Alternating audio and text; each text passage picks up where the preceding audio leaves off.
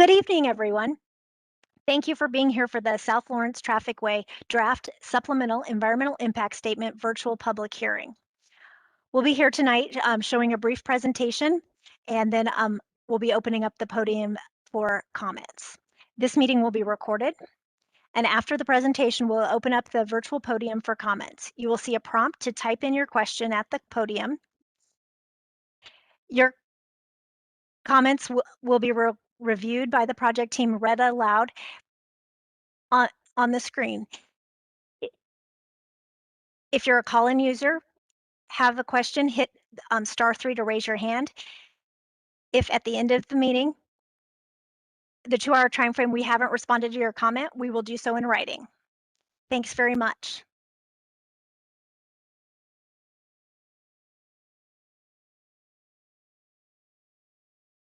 Good evening. This is Robin Arthur. I am facilitating the meeting tonight for the South Lawrence Traffic Way Draft Supplemental Environmental Impact Statement Public Hearing.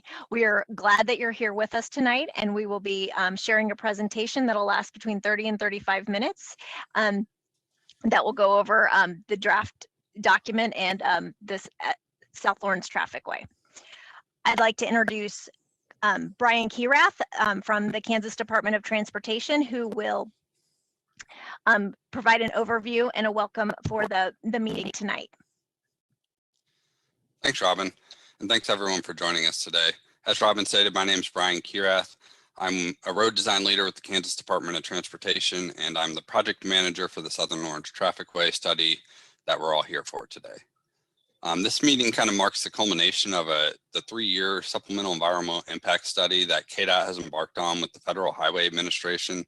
Over the last 3 years, KDOT and the FHWA have been looking at various alternatives for this corridor and taken feedback from the community through various public meetings and stakeholder meetings, and just kind of narrowed down what the best choice was for this corridor.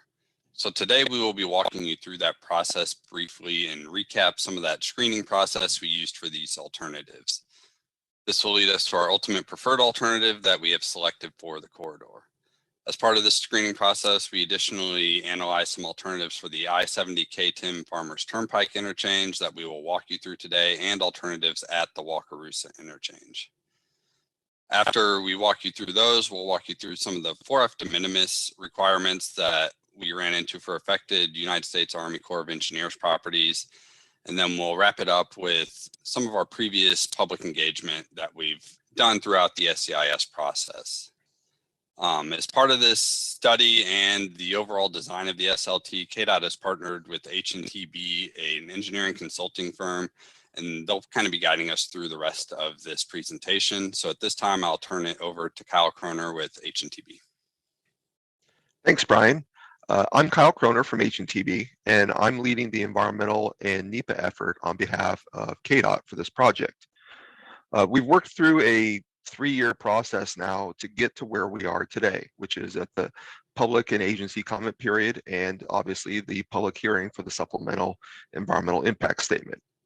The SEIS process is very important. We work through it coordinating with federal and state agencies and engaging the public. There are multiple steps to this process, and we document comments along the way. The graphic on your screen right now highlights the key milestones where we will get input or we have presented information. So obviously we've developed a purpose and need for this project. We've also developed reasonable alternatives that best respond to the purpose and need.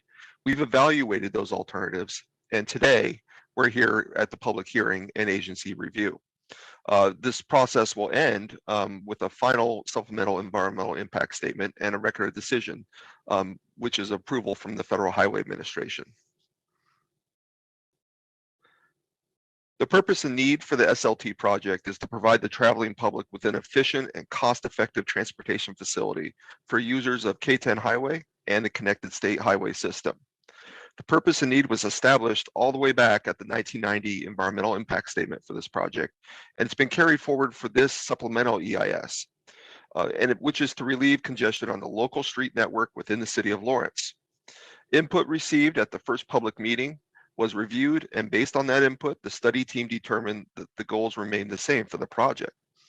The individual elements for the purpose and need for this supplemental EIS are to reduce congestion and improve traffic capacity, to enhance safety, to help address high crash locations within the study area, to promote a multimodal transportation system, and to support local and regional growth by providing coordinating transportation connections. Now I'll throw it to Greg Weatherd from HNTB to talk about the K10 and I-70 interchange. Thanks, Kyle, and good evening. As Kyle indicated, my name is Greg Weatherd. I'm a senior project manager with HNTB, and I have been serving as the project manager for this project during the SEIS. First thing this evening, we would like to review the K10 and I-70 interchange alternatives considered, the screening results, and share the identified preferred alternative. We previously shared the three alternatives for the K10 and I-70 interchange at the virtual public open house that was held last May. Since that time, we've been further evaluating those alternatives and completing our screening process to determine the study team's identified preferred alternative. Today, we'd like to give you a quick refresher on those alternatives, discuss with you the highlights of our screening process, focusing on the items that differentiated the alternatives in our analysis, and get your feedback on the alternative screening and the identified preferred alternative. Our analysis found that the three alternatives provided similar traffic operations and congestion relief. However, the project team concluded that alternative 3 best met the purpose and need of the project and best satisfied the screening criteria in several areas, including public feedback, which included overwhelming preference for the access provided for alternative 3 with all K10, I-70 and Farmers Turnpike access provided at a single location. No major environmental impacts. Alternatives 1 and 2 had major environmental impacts at the Lecompton Road area, including potential impacts to historic properties and the potential Mead's milkweed habitat, including also farmland. The smallest right-of-way footprint. Alternative 3 is contained at a single location, and the best safety performance, primarily through elimination of all at-grade intersections within the interchange. The one negative cited for alternative 3 was its high cost, 20% more than alternative 1 and 5% more than alternative 2. The balance of all of these factors, however, made alternative 3 the clear choice of the KDOT and FHWA screening group. Following is a summary of the three alternatives. The improvements on this slide and the ones that follow are illustrated in yellow in each map. The exhibit that you see now is alternative 1, which provides the following: 2 interchanges with no direct access between SLT and the Farmers Turnpike. A reconfigured interchange at K10 with access to I-70 only, which you can see to the right side of the screen here with the ramps between K10 and I-70. It also includes a new interchange at E600 Road with access to and from I-70 and Farmers Turnpike. And also included with this alternative are improvements to US 40, such as shoulder widening and intersection improvements, with the anticipated increase in traffic on US 40 as an alternative access to from K10, with the relocation of the access between K10 and Farmers Turnpike to the new interchange at E600 Road. Alternative 2 provides 2 interchanges with direct access between SLT and the Farmers Turnpike. So again, to the right, you can see a reconfigured interchange at K10 and I-70 with access to and from K10 and I-70 with the system interchange ramps that you can see in yellow. But in addition, you can see yellow through the interchange connecting with Farmers Turnpike, providing access between K10 and the Farmers Turnpike with this access. Also, a new interchange is provided at E600 Road and I-70, again with access to and from I-70 and Farmers Turnpike. With this alternative, no improvements are included along US 40, as no increase in traffic is anticipated, with access maintained between the SLT and the Farmers Turnpike. And on this exhibit, you see alternative 3, which is our identified preferred alternative. It is a single large interchange at existing location with all movements available. Access to and from K10 and I-70, access to and from K10 and Farmers Turnpike, as well as access to and from I-70 and Farmers Turnpike. Again, with this alternative, no improvements along US 40 are identified, as no increase in traffic is anticipated, again with access being maintained between the SLT and the Farmers Turnpike. With that, I'm going to turn it over to Kyle, who's going to summarize our screening results. Thanks, Greg. The project team evaluated the K10 I-70 interchange alternatives on several criteria to determine how well each met the purpose and need of reducing congestion, improving safety, promoting a multimodal transportation system, and supporting local and regional growth. On the next couple slides, you'll be seeing a series of charts or matrices that show the evaluation of the interchange alternatives. The rating system used to perform the alternative screening is shown on the image on this screen. Those categories with red ratings mean either higher impacts or lower ability to meet the purpose and need for the project. Those in gray mean either moderate impacts or a moderate ability to meet the purpose and need. And those in green mean either lesser impacts or a higher ability to achieve the purpose and need. Alternative 3, which is the single but large interchange, was chosen as the identified preferred alternative. The key differences with Alternative 3 are that the public preferred access at one location rather than across two separate interchanges.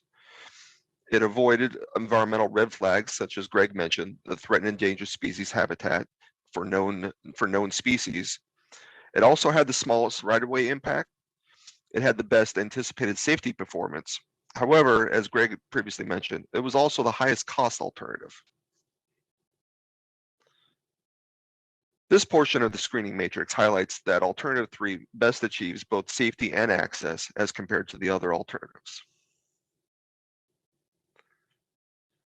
The alternatives have relatively similar impacts in the environmental screening, except for, as previously mentioned, the avoidance of known threatened endangered species habitat, which Alternative 3 avoids, but the others do not.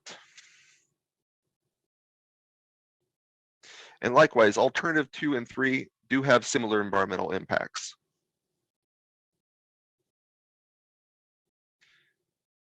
And as mentioned before, Alternative 3 is the highest cost for among the three options here.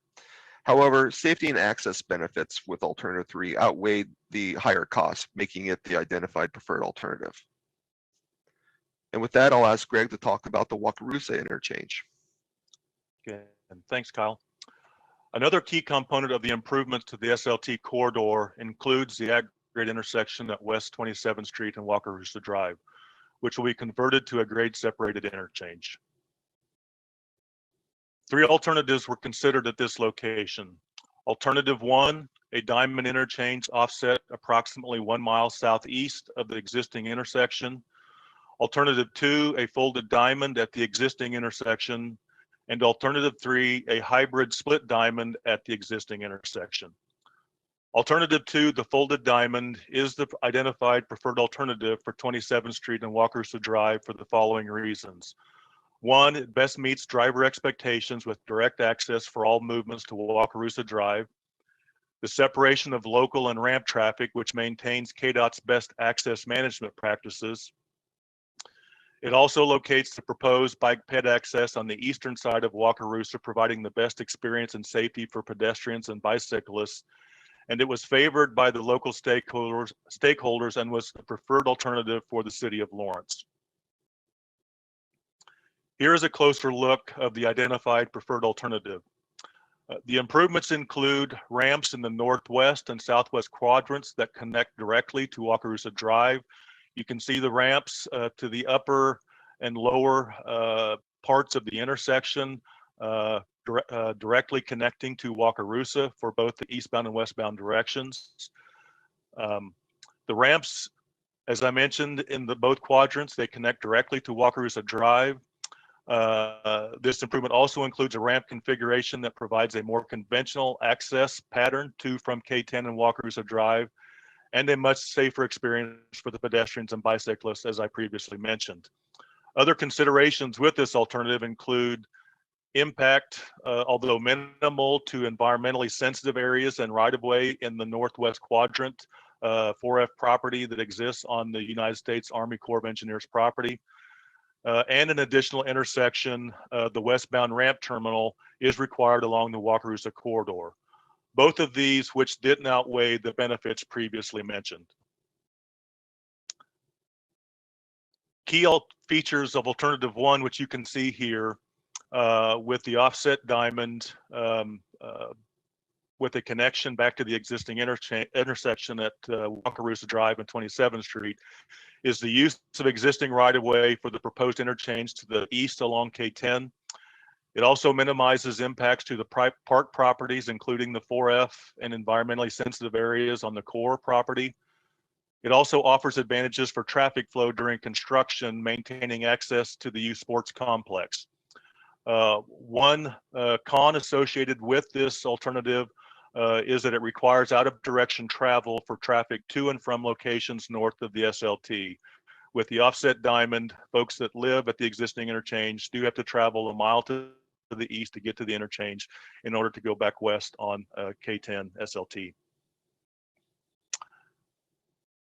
The alternative three, which you see here, is a split diamond hybrid alternative. You can see that it has the same ramp configuration in the southwest quadrant, but then in the northeast and northwest quadrants, you have a diamond ramp that exits to intersect with 27th Street, and then traveling along 27th Street to Wakarusa, where you have an entrance ramp that takes you on to westbound SLT. Key features of this alternative include, again, minimization of impacts to the park property in the northwest quadrant, which includes the 4F and the environmentally sensitive areas. It provides access close to existing Wakarusa Drive and for traffic originating or traveling to locations north of K10, and it optimizes the number of intersections along Wakarusa Drive. Two cons associated with this alternative includes that the westbound exit ramp doesn't connect directly to Wakarusa Drive, as I mentioned previously, and it combines local and ramp traffic along 27th Street. Again, I'm going to turn it over to Kyle now to summarize the screening results for these three alternatives.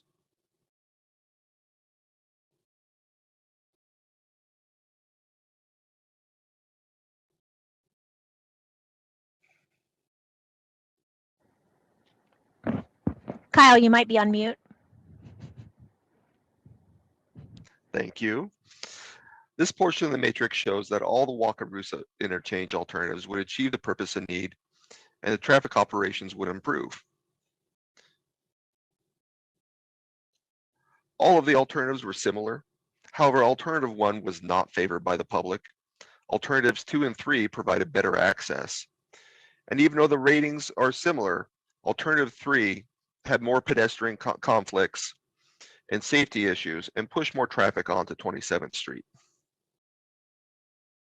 Alternative 1 had slightly higher environmental impact, wetland and environmental impacts, such as impacts to floodplains as well. Alternatives 2 and 3 have lower impacts on potential threatened and endangered species habitat and less farmland impacts, but of course, slightly more impacts to trails. Alternatives 2 and 3 were more cost effective. With all this information, the City of Lawrence and KDOT determined that alternative 2 was the best option at this location. And with that, I'm going to ask Greg to discuss the reasonable alternative. Thanks, Kyle. Lastly, we would like to review the three reasonable alternatives for the corridor. Again, the screening process associated with these alternatives and share the identified preferred alternative. The three reasonable alternatives include the no-build alternative, which is required by federal regulation as a baseline comparison to the build alternatives, the non-tolled freeway alternative, and the toll freeway alternative. The non-tolled freeway alternative is the study team's initial identified preferred alternative for a few primary reasons. The analysis of the tolled freeway alternative predicted low demand for the express toll lane, especially in the early years of implementation.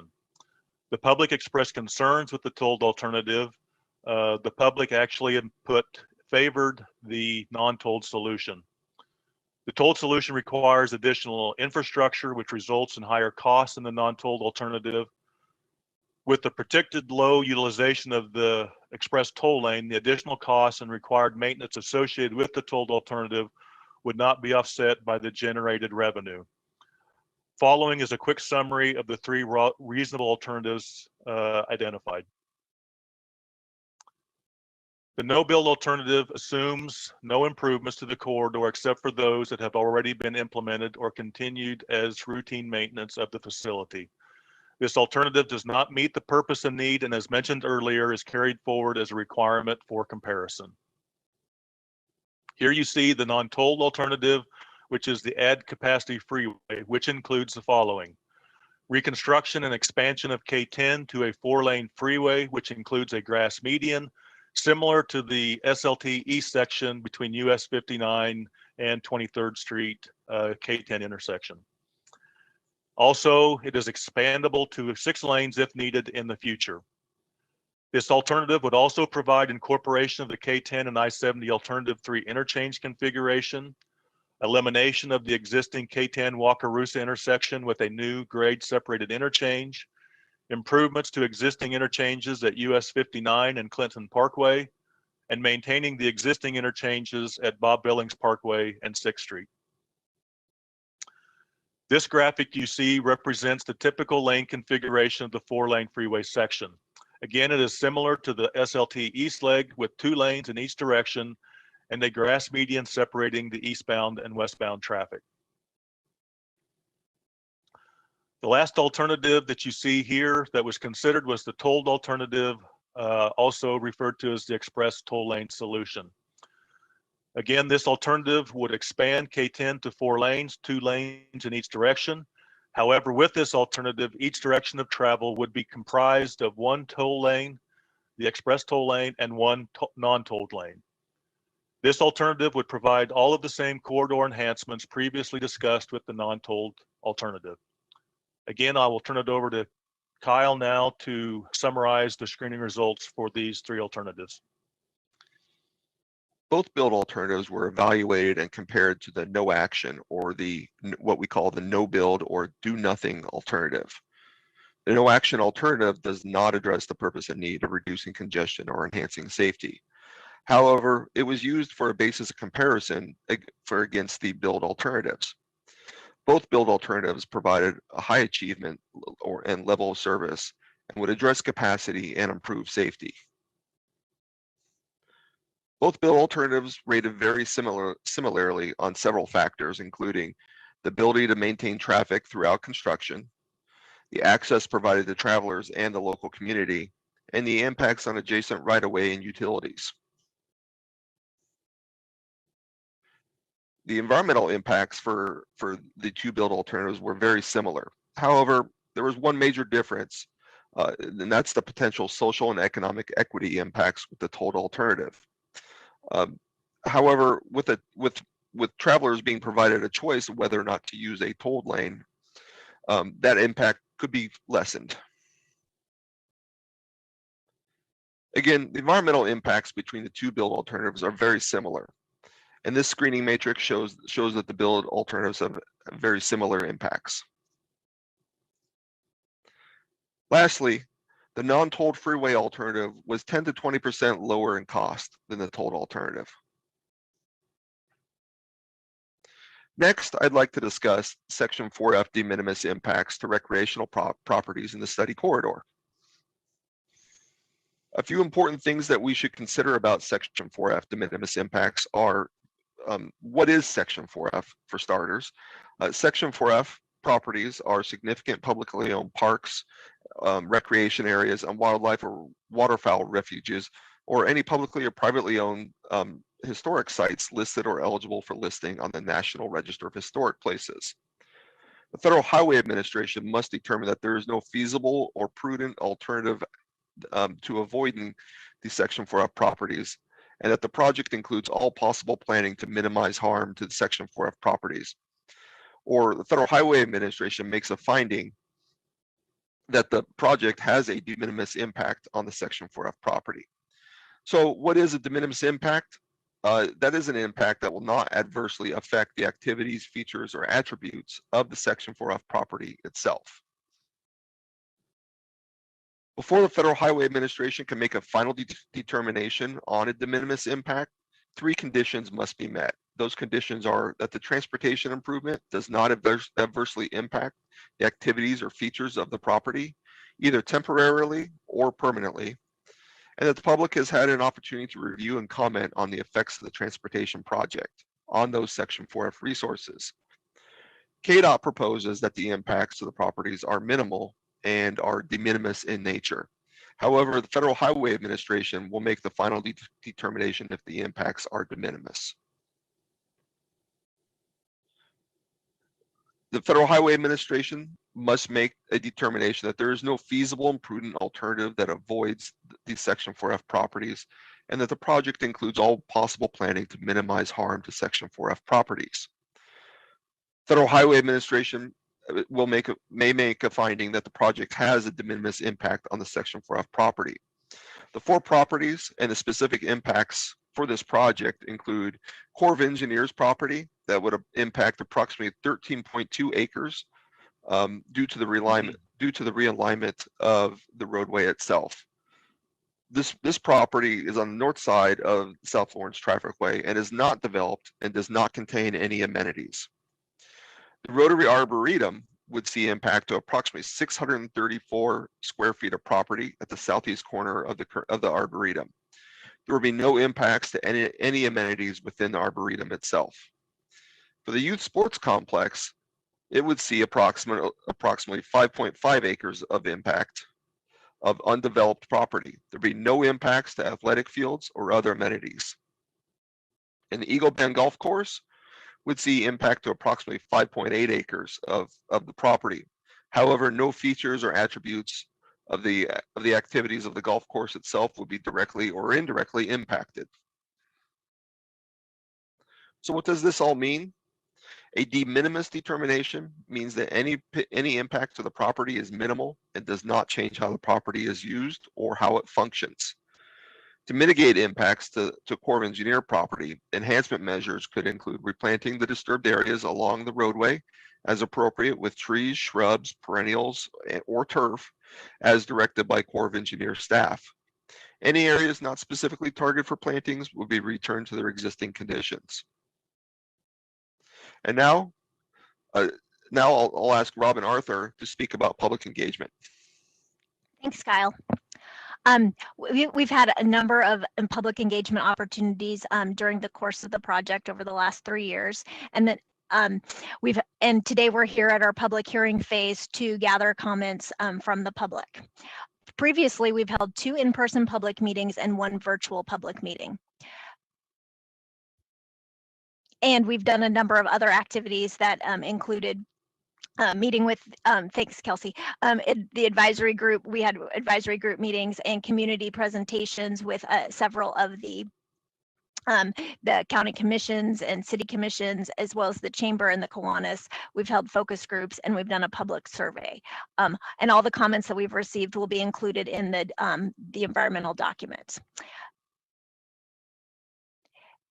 In terms of the numbers that we've seen at the public meetings, we've had a good turnout at those meetings. 249 people attended our first in-person meeting, with 142 at our second and 202 at our virtual meeting. And then the comments went up at all of those meetings. So we've received a lot of good feedback. Our next steps here is we have the public comment period has been open since April 26th and will be open through June 21st to take comments on the draft document.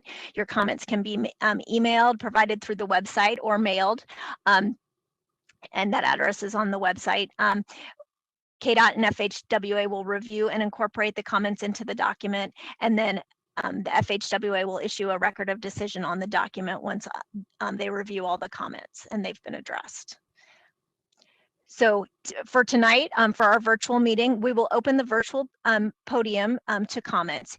If you have a comment, you may type it in and a member of the project team will read your comment aloud. Questions will be responded to in writing following the meeting. For the in-person component of the meeting, we will move to the next room and there's a court reporter that is available to record your comments. If you have a question, a member of the project team will be able to respond. There are additional opportunities to comment. The document is available on the website and at public locations so that you can view that and provide comments. We are pleased that you are here to provide comments on the document, and now we will close the meeting and give you the opportunity to provide comments. Thank you.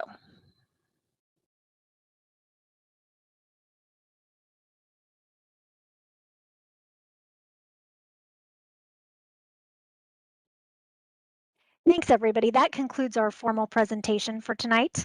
And we've opened the podium to comments so that you may type in your comment. You'll see a prompt to type in your comment to the virtual podium.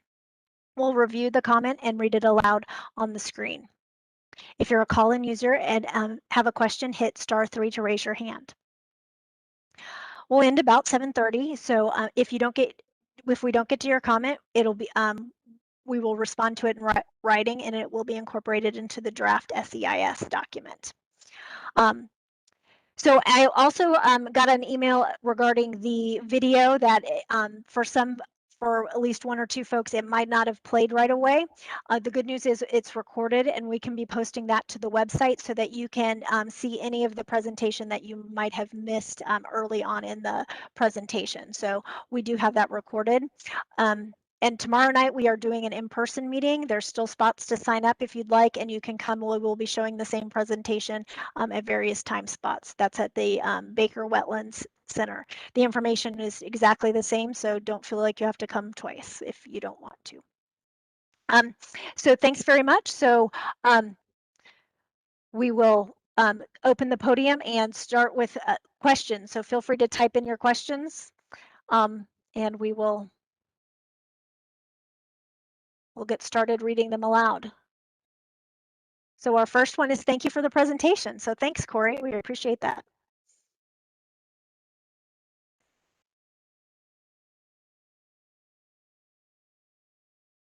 All righty. All right. This is a question. Here's a comment. The report speaks of a curve easement at Clinton Parkway. The report, when issued, did not include an image of this intended easement. I requested this information, and the plan seems to bring the highway much closer to the homes at the curve. Since the plan proposes no noise abatement, isn't it important to include the image in the report? Has this been added? So I will ask the project team to respond. Greg, would you be able to respond to that question?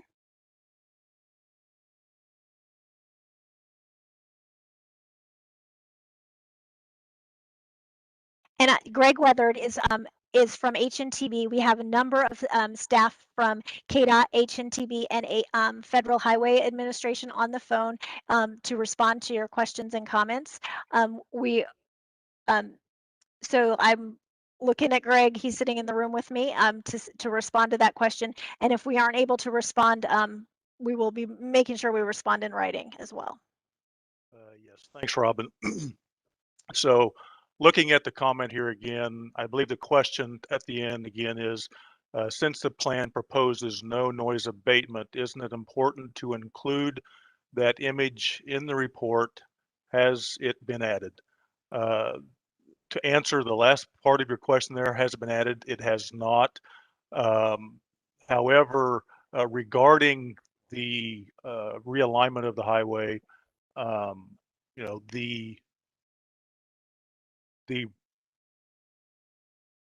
receivers that were impacted, they were accounted for in the noise analysis, even though the image wasn't included as part of the report. But at this time, it has not been included with the report.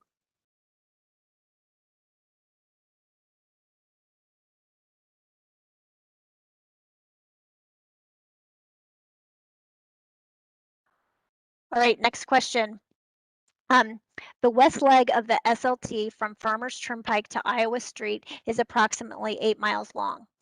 From just my recollection of the numbers of deaths over the past years since the opening of the west leg of the SLT, it makes an average of one death per year.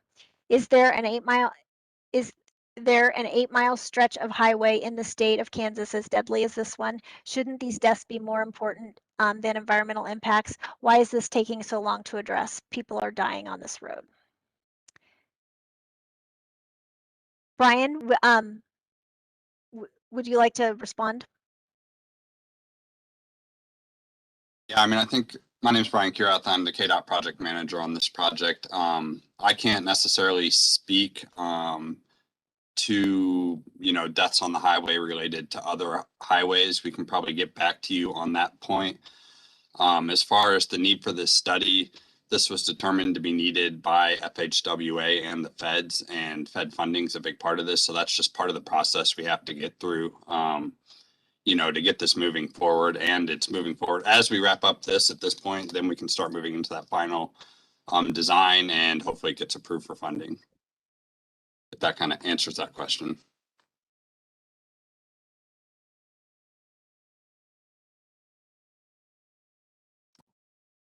All right, so far those are the only questions in the queue for to be responded to. So I'd like to encourage our participants, if you have additional questions or comments that you would like to leave, all of these will be documented in the public record for the document and responded to.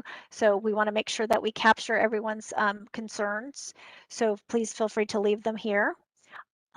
So we will just hang on until somebody has a comment.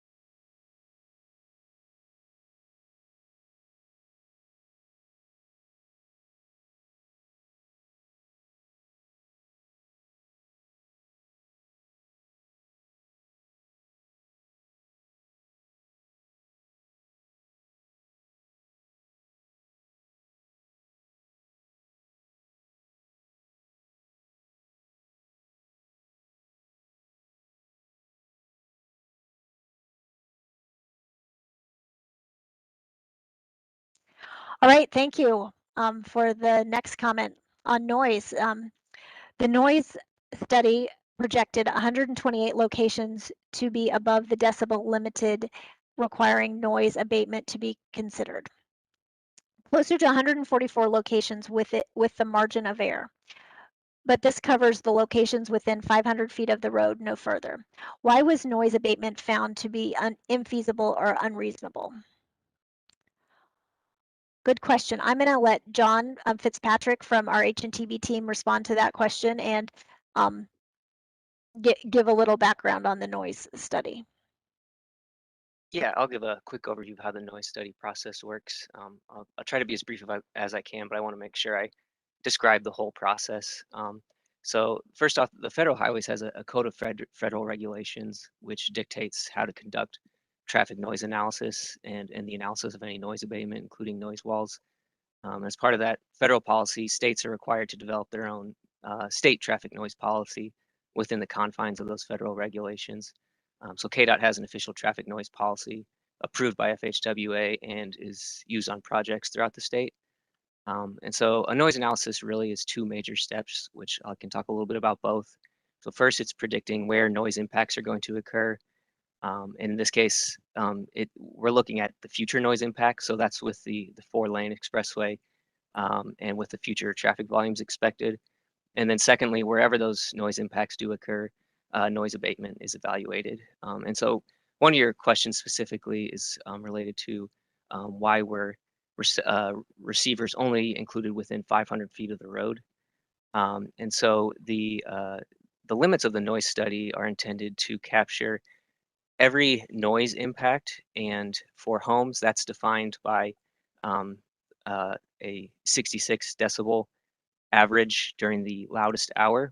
So what we'll do is we include every noise or every receptor in the project area that they're impacted, and we go until we find one that's not impacted. So we go back further enough to make sure we're capturing at least everything that's being impacted. And then on top of that, whenever we're analyzing noise abatement, we want to make sure we're including all receptors that are going to benefit. And that benefit is defined as someone who would receive a 7 decibel reduction from the noise analysis. So at the 500-foot mark, anything beyond there, while you probably are still, or you're definitely still going to be able to hear the highway, but you're not going to find anything above that 66 decibel threshold. And you're not, as far as the noise abatement that was analyzed, nothing would achieve a 7 decibel reduction. And as far as why was noise abatement found to be not feasible or reasonable, so those are the two kind of main policy points that need to be met in order to implement noise abatement. And so, as you mentioned, there were about 130 locations throughout the project area that were found to be impacted in the future, where the noise levels are going to be greater than 66 decibels. And we analyzed noise abatement to figure out, one, is it possible to abate the noise? And two, how much wall will it take? What's the optimal placement of that wall? How tall do they need to be? How long do they need to be? That kind of thing. So KDOT's noise policy defines reasonableness. There's a few different criteria, but two are most noteworthy. The biggest one is that noise abatement cannot cost more than $30,000 per receptor who benefits from it. And again, so that benefit is defined as a 7 decibel reduction or more. And then secondly, of all those receivers who would receive a 7 decibel reduction, at least half of them, or more than half of them, the majority of them, need to receive at least a 10 decibel reduction. So there were locations that we analyzed probably a couple dozen different noise barriers and found about 12 different ones that were optimal wall locations and sizes. But unfortunately, none of those walls met the feasibility and reasonableness requirements. For the vast majority of these, it was because the walls, which cost mostly in the millions of dollars each, none were determined to cost less than $30,000 per receptor who would receive a 7 decibel reduction from it.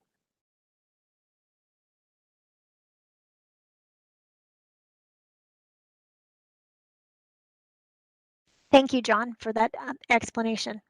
And I thank everyone for being here and providing comments. We really appreciate your time and taking the time out of your evening to provide comments for the document and to help this project come to a conclusion and hopefully move into construction. So please, if you have additional comments or questions, feel free to type them into the chat.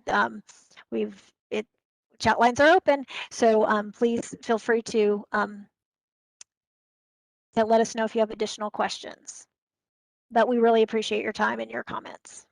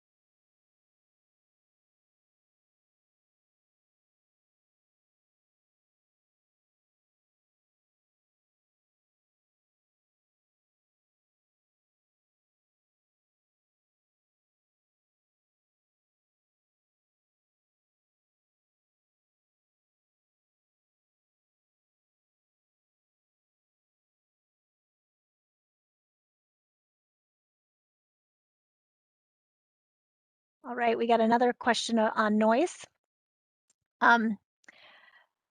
But this noise study is based on only 9 sample locations taken one time for 15 minutes, some near the end of or after rush hour. The 604 locations were modeled for current and future noise levels. That doesn't seem statistically significant or representative. Why do you think this is a sound analysis? Yeah, and I can give a little more information on that. So when we're predicting the future noise impacts and then analyzing how noise abatement will be used, we use a software developed by FHWA called the Traffic Noise Model, or TNM. And that's a software that the feds require for use on projects throughout the entire country. And so the goal of the field, so we build models of the project area using the roadways, the terrain, the houses, the trees, several other inputs. So we build a model of the existing conditions. And then what we do is we go out and take field measurements to validate that a model representative of the project area has been built, including the highway alignment, the terrain, other geographical characteristics, like I mentioned. And so noise measurements can change on any given day or even by the minute due to a number of factors such as cloud cover, humidity, wind, other noise sources, things like bugs can even affect your readings. And so when we compare our field measurements to model predictions, it doesn't matter, for instance, whether they are 2 decibels higher or 2 decibels lower. The goal is to get measurements within 3 decibels of the model, and this is an FHWA requirement. And at that point, the model is considered valid. And if there's a greater than 3 decibel difference, FHWA recommends diving deeper into the model to make sure no key inputs were missed, or they would recommend retaking measurements because some environmental factors probably skewed the measurements that day. The one I most often find is that on very sunny days, actual readings tend to be much quieter than what the noise model predicts, just due to the way sound waves bend.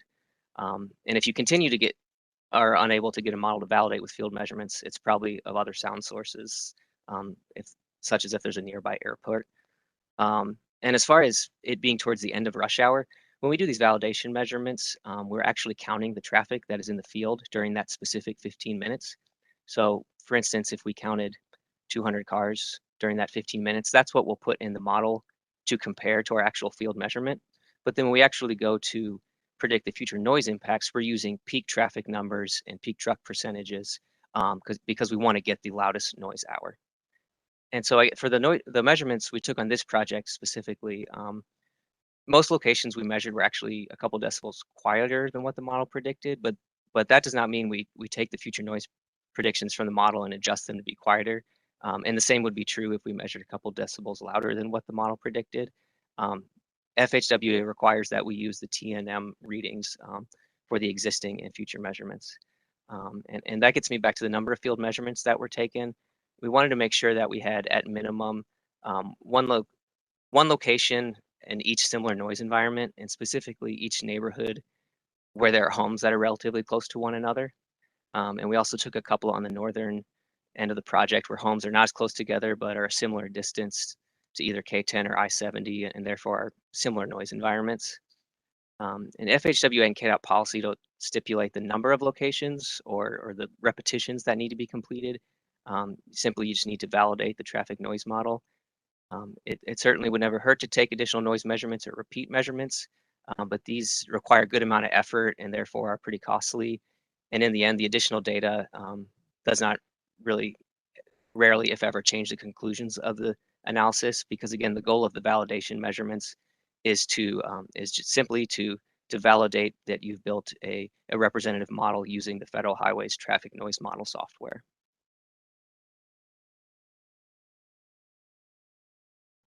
Thanks, John. All right, we have another question.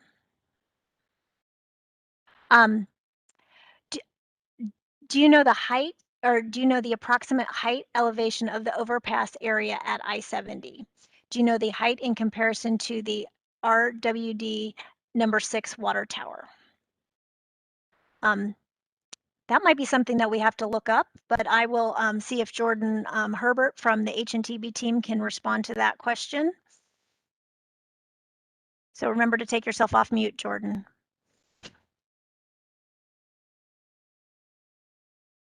Hi, thanks, Robin. Can you hear me okay?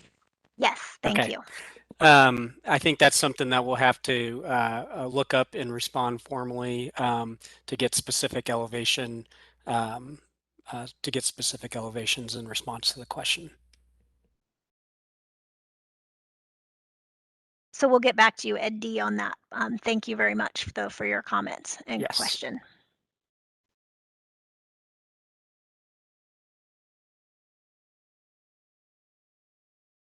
All right, great questions. And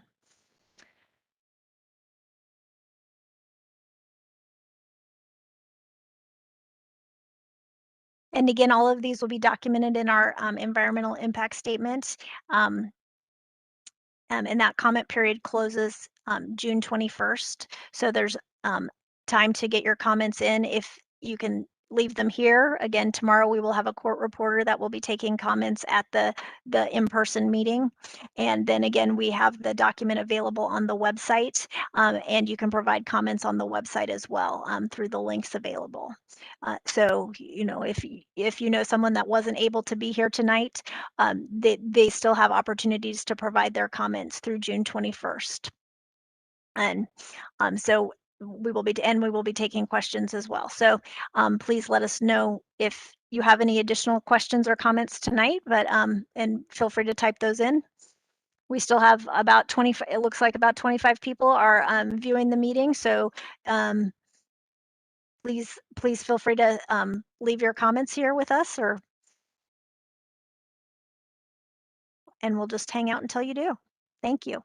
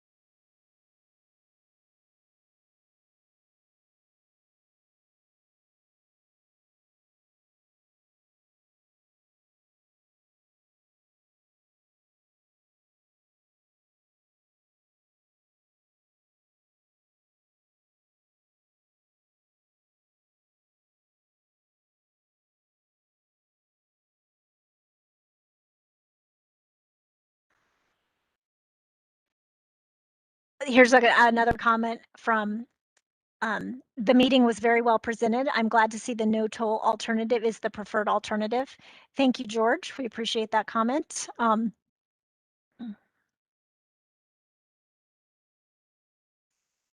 So we'll take even positive comments if you guys have them. Any type of comments. Questions, comments. We appreciate the questions on noise. We know that's a important issue to people. So we do appreciate those comments. And if you feel like you've gotten your questions answered and you are, done, feel free to hop off the call and you can go about your evening. Have a great evening. And we will, again, this meeting will be posted to the website with the recording. So if you missed any portion of it, you can see it again. We will put that out there. All the comments will be documented in the environmental document. The environmental impact statement is available for review online. It's also in hard copy format at the Lawrence City Library, as well as the Lawrence City Hall in the Public Works Office, and at the Douglas County Public Works Office and the Lecompton City Hall. So if you want to look at a hard copy of the document, you can go to any of those locations to see it and to review and to provide comments there. So we appreciate, or you can look at it online and download any portion of it that you would need to.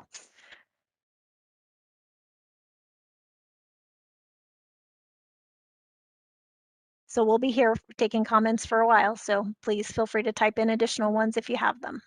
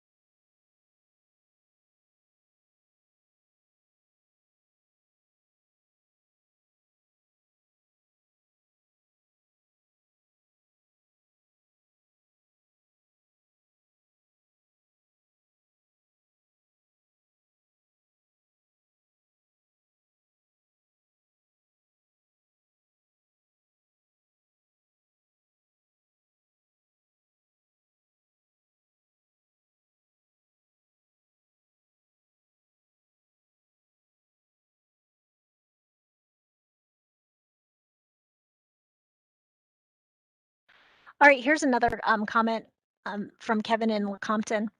What intersection improvements would be made where K10 intersects Farmers Turnpike? The recent street lights have been a good improvement, but a number of folks through the years have gone through the intersection into the embankment on the other side. Jordan, I think this might be a question that you can answer. Hi, yes. So the lighting will be maintained, and it is assumed that uh, depending on timing, that a signal will be installed to help for all directions to help manage traffic flow through that intersection.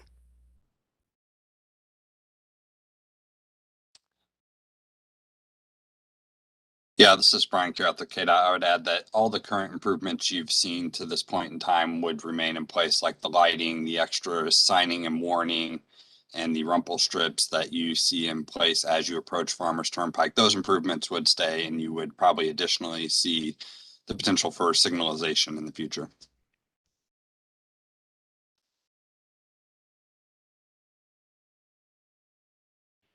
Thanks, Brian. Appreciate the clarification.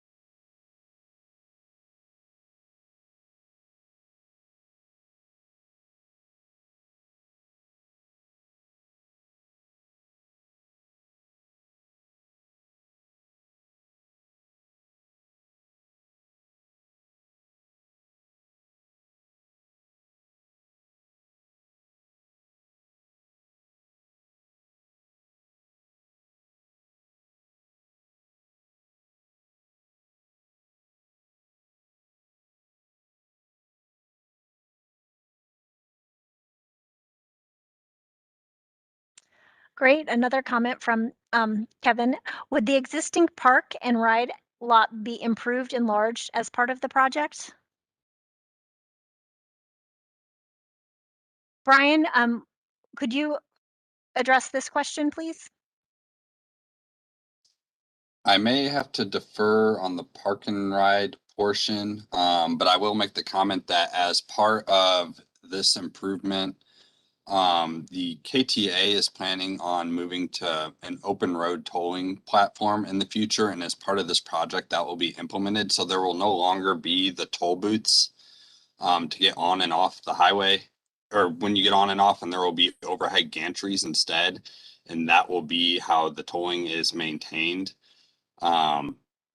So I don't know if we call for the retention of that park and ride. I don't know, Jordan, if you can remember off the top of your head.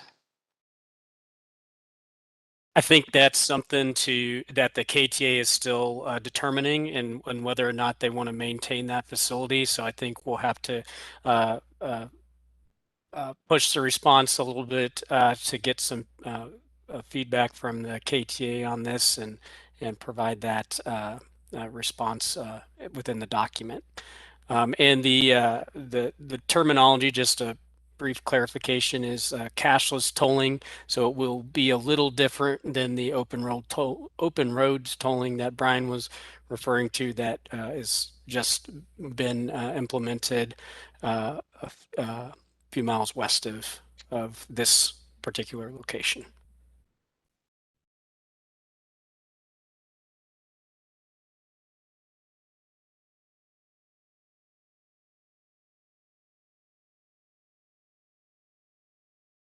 Great, thank you. So there'll be a couple of responses coming later in writing to a few of you. So we will be working on those responses to address your questions. Additional comments are welcome.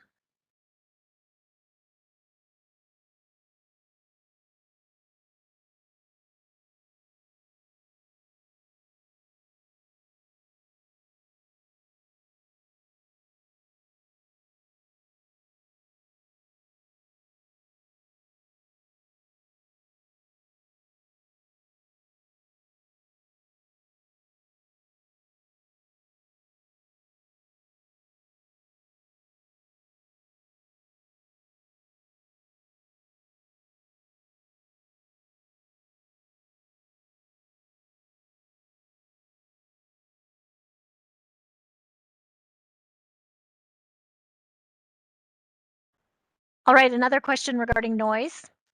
Only noise walls were considered.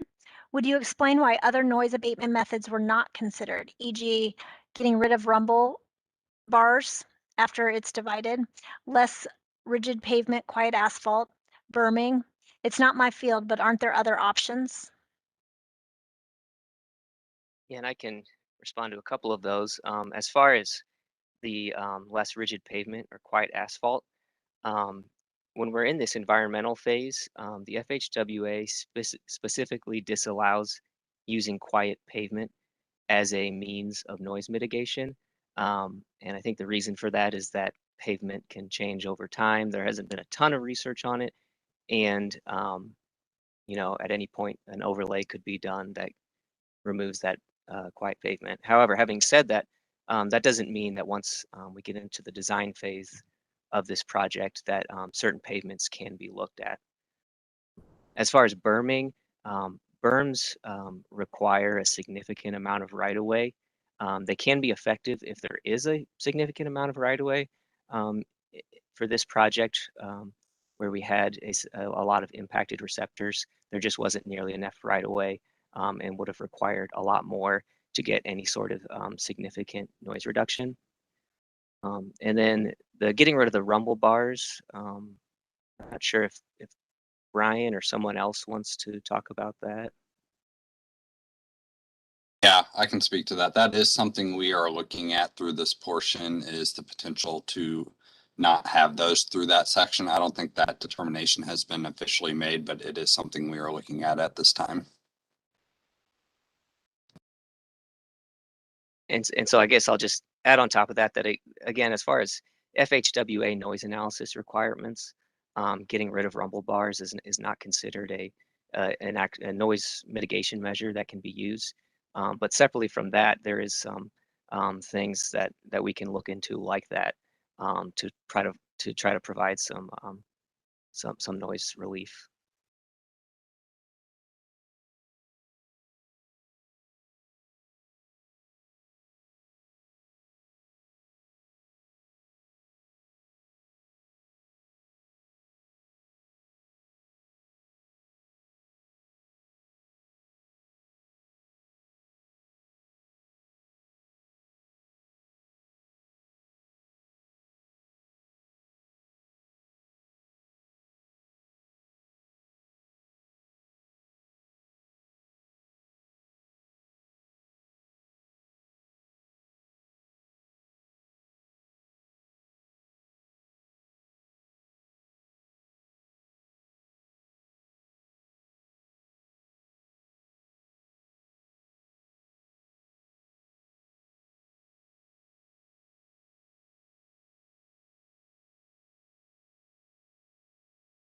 Well, thank you. Thank you. This has been very helpful, this comment from BEM in Lawrence. We appreciate that, Beth.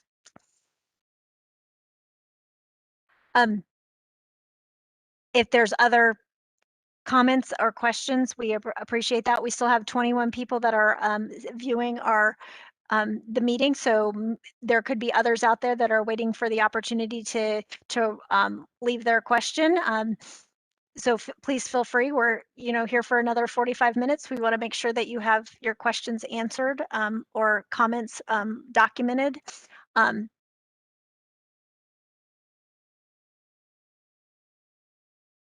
So thank you all for your participation and attendance.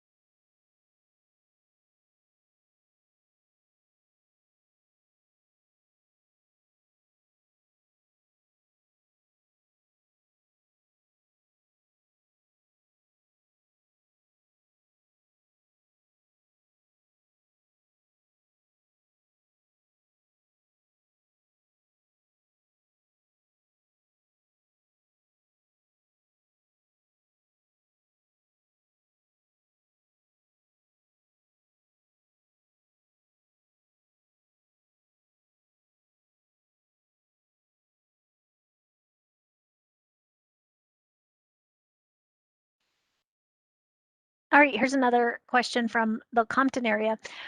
For the RD, the Water District 6 water tower, what would the minimum offset need to be from the westbound on-ramp to the tower? Is that a question Jordan can answer? And that again might be something that they have to look up and get back to you, Kevin. But I will turn it over to Jordan to see if he has can elaborate. Robin, could you repeat it's the rural water district number 6 tower and wanting to know the offset to the proposed westbound ramp? Yes, what would be the minimum offset need to be from the westbound on-ramp to the tower?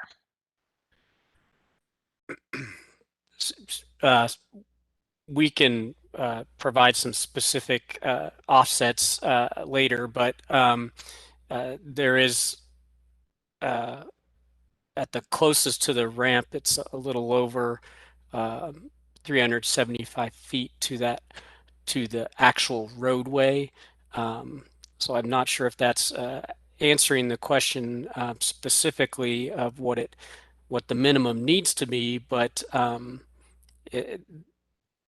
we can maybe provide a little bit more detailed answer with different offsets to various parts of the roadway in our formal response, and hopefully that someone answers the question. Thanks, Jordan.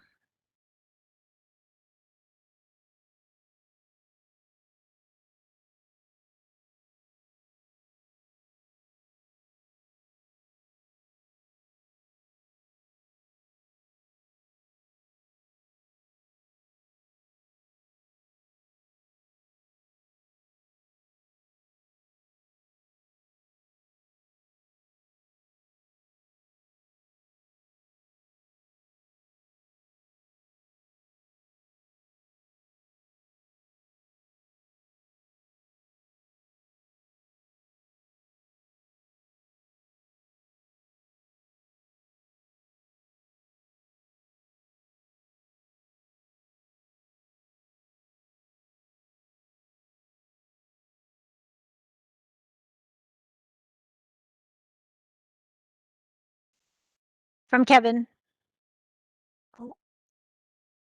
Very good, thanks. We appreciate that, Kevin.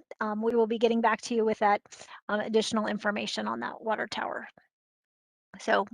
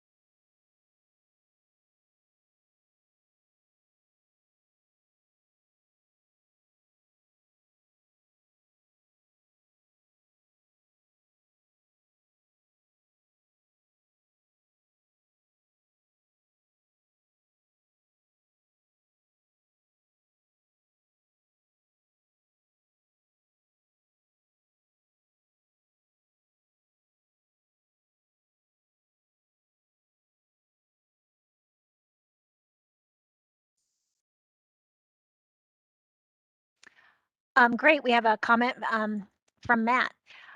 You likely covered this before I joined. We're happy to talk about it now. I joined, but the hill to the east of the curve by Clinton Parkway, will that require blasting of the rock walls on the north and south sides of the current road?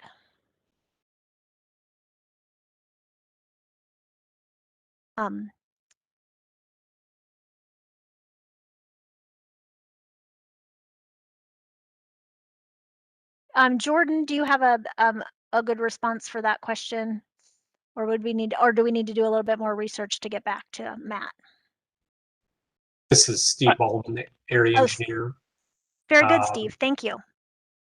I can speak to the construction, and again, when we get to that point, we'll have more information. Once this goes to a letting and is constructed, we'll have more information. But it's hard to say. It's a almost unanswerable question unless you know what the geology is there and know what the contractor intends for methodology. And we won't know that until the project is actually funded, is let for construction, and is built. So I can't really answer that for sure, possibly.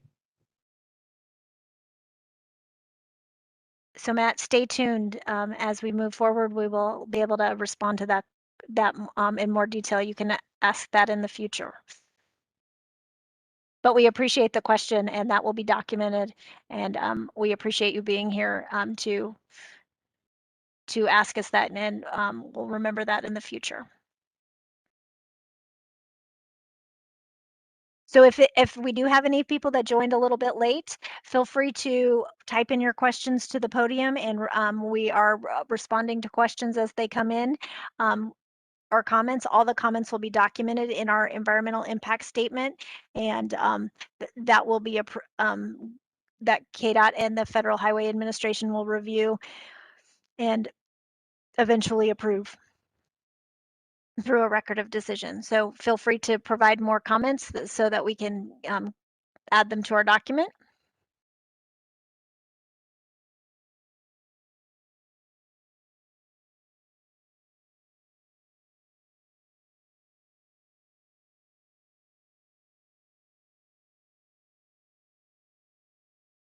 Thank you, Matt.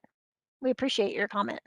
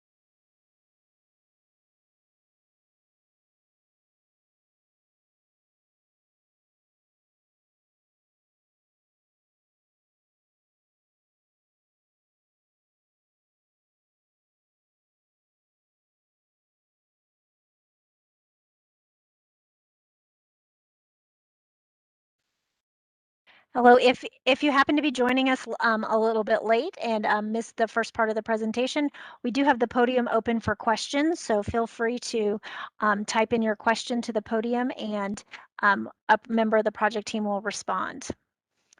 Again, we thank everyone for being here and for providing their comments and questions, and we would be happy to respond to those. And all of those will be documented in the environmental impact statement. Thank you.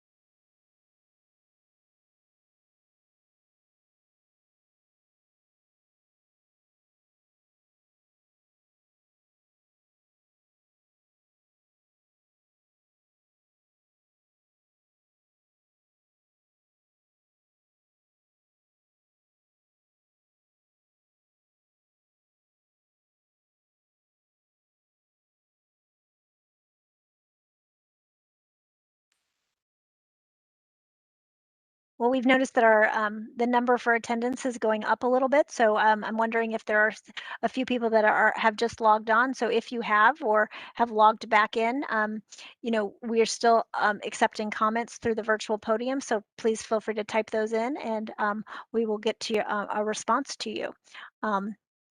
We appreciate you taking the time to be here and to provide your comments. Thank you.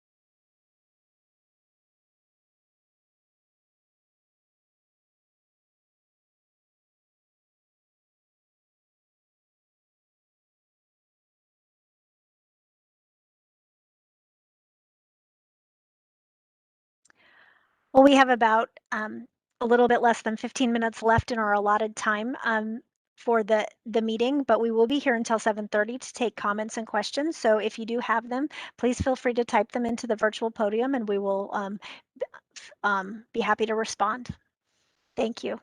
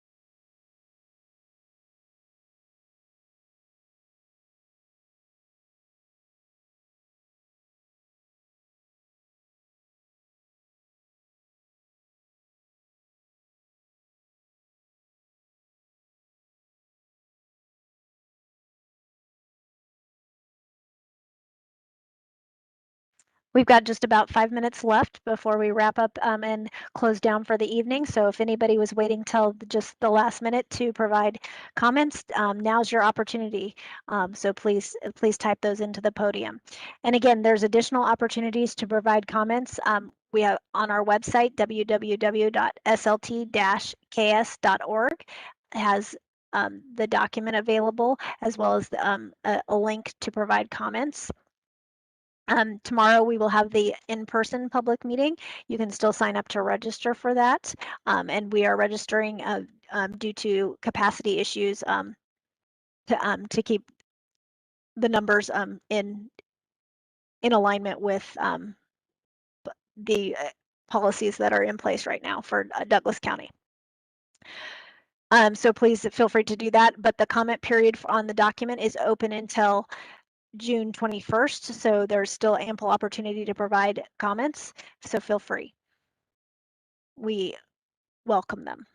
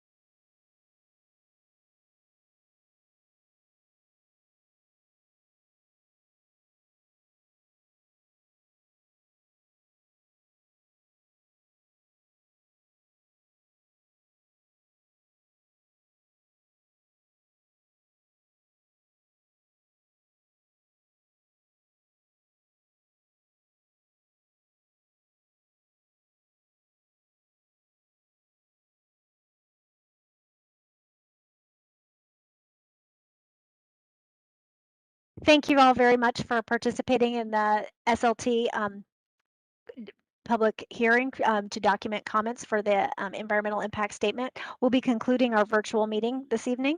So thanks again for attending and for all your comments.